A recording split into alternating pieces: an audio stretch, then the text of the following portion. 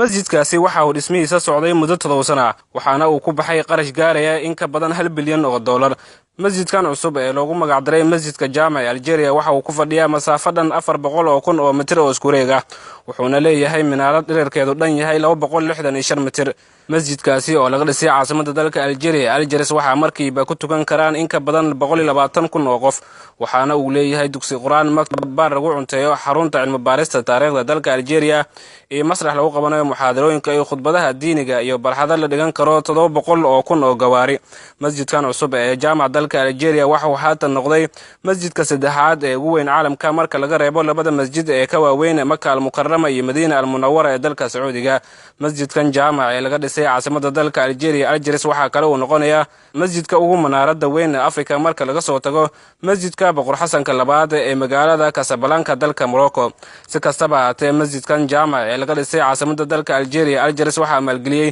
madaxweynihii hore ee dalkaasi Abdelaziz Bouteflika oo xilka ka degay bilowgii bishan Abriil waxaana hirgelisay shirkad laga leeyahay dalka Shiinaha oo lagu magacaabo The China State Construction Engineering Corporation.